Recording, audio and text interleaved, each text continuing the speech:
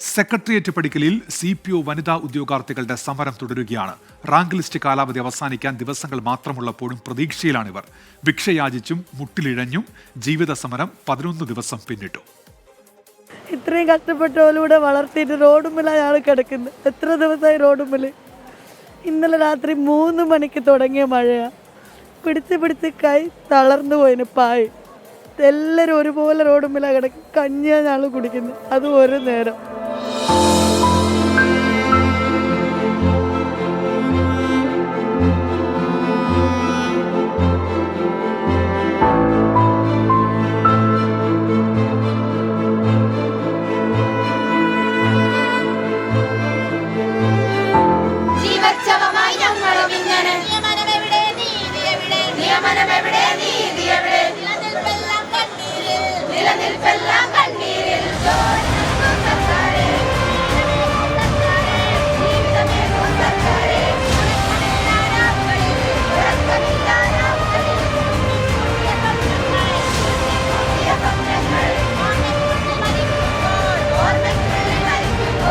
നാളുകളെണ്ണി ഈ വനിതാ ഉദ്യോഗാർത്ഥികൾ തെരുവിൽ കിടക്കാൻ തുടങ്ങിയിട്ട് ഇന്നേക്ക് 11 ദിവസം.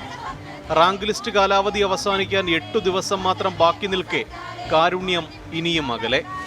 വർക്കിംഗ് ഡേയ്സ് 3-4 ഉള്ളൂ. പക്ഷേ 3-4 ദിവസമാണെങ്കിലും ഞങ്ങൾക്കൊരു പോസിറ്റീവായിട്ട് റിസൾട്ട് വരാൻ 3-4 മിനിറ്റ് മതി. അതുകൊണ്ട് ആ ശുഭപ്രതീക്ഷ ഞങ്ങളുടെ ഉള്ളിൽ ഇപ്പോഴും ഉണ്ട്. ആ പ്രതീക്ഷയുടെ ഒറ്റ ഇതിലാണ് ഞങ്ങൾ ഇപ്പോൾ ഇവിടെ നിൽക്കുന്നത്. മാനസികമായി തളർന്നിട്ടും അതിൻ്റെ ഒരു ധൈര്യത്താൽ മാത്രമാണ് ഞങ്ങൾ ഇപ്പോൾ ഇവിടെ നിൽക്കുന്നത്. 964 പേർ ഉൾപ്പെട്ട 2024 റാങ്ക് ലിസ്റ്റിൽ നിന്ന് ഇതുവരെ 292 പേരെയാണ് നിയമിച്ചത്.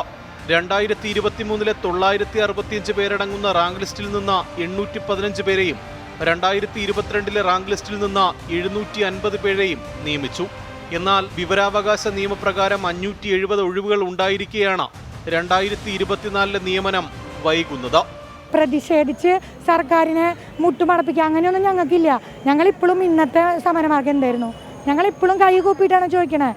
അല്ലാതെ ഞങ്ങൾക്ക് വേണമെങ്കിൽ എന്താ പറയുക, റോട്ടിലിറങ്ങാം, കേസുകൾ വരുത്തുന്ന രീതിയിൽ ചെയ്യാം. ഇതൊന്നും അറിയാണ്ടല്ല. ഇപ്പോഴും നമ്മൾ സർക്കാരിലെ പ്രതീക്ഷയോടെ ഇപ്പോഴും കൈ കൂപ്പി തന്നെ കെഞ്ചിയാണ് ചെയ്യണേ.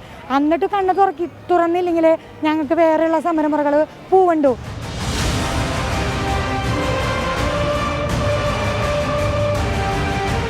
യൂണിഫോം തസ്തിക സ്വപ്നം കണ്ട് പഠിച്ച് പരീക്ഷ പാസ്സായവരാണ് ഇങ്ങനെ ഭിക്ഷയാചിച്ചും കല്ലുപ്പിൽ ചവിട്ടിയും സർക്കാരിൻ്റെ കനിവിനായി കാത്തിരിക്കുന്നത്. അവർക്ക് മുന്നിൽ ഇനിയും പ്രതീക്ഷയറ്റിട്ടില്ല. അതാണ് ഈ മഴയത്തും വെയിലത്തും സെക്രട്ടേറിയറ്റ് പടിക്കൽ അവർ ഇങ്ങനെ സമരമിരിക്കുന്നത്. ക്യാമറമാൻ സിറിൽ ഡി ലെസ്ലിക്കൊപ്പം MG പ്രതീഷ്, 24 തിരുവനന്തപുരം.